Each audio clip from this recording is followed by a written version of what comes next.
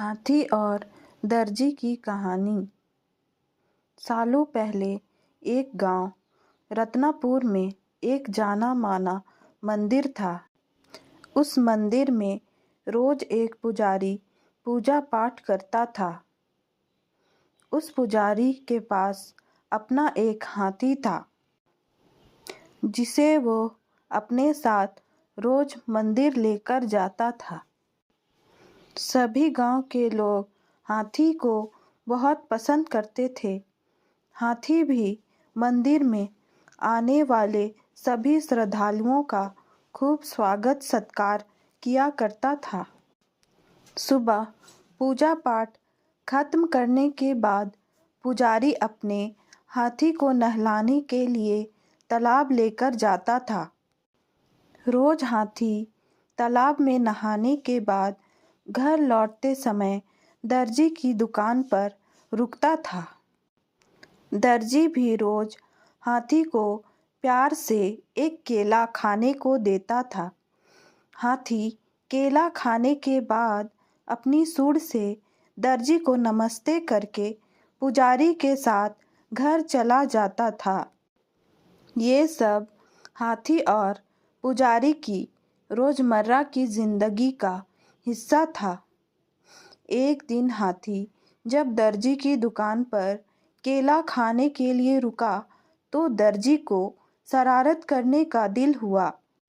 उसने हाथी को केला देने के बाद अपने हाथ में सुई रख ली।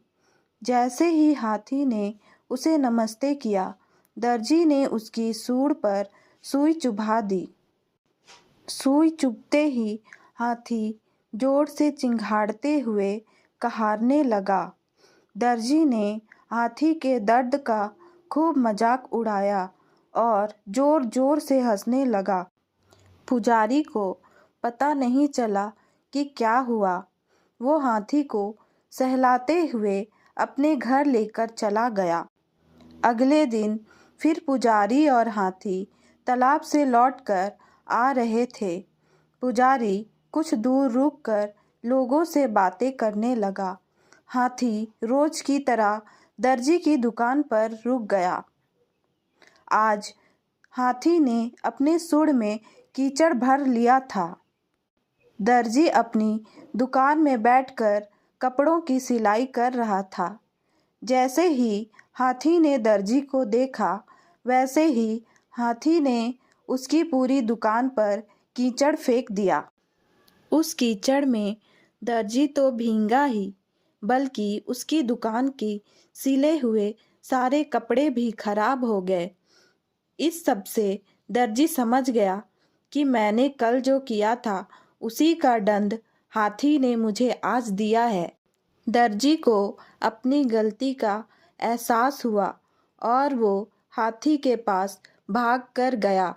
उसने हाथी से माफ़ी मांगने की कोशिश की। उसने कहा, हे गजराज, आपने बिल्कुल सही किया। मैंने जो कल किया था उसका नतीजा यही होना चाहिए। हाथी ने दर्जी की तरफ देखा और अपनी सूंड को हवा में लहराते हुए वहाँ से चला गया। दर्जी को मन ही मन बहुत बुरा लग रहा था।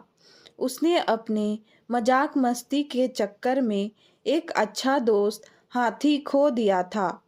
उस दिन से दर्जी ने ठान ली कि वो किसी को कभी भी मजाक में नुकसान नहीं पहुंचाएगा। कहानी से सीख।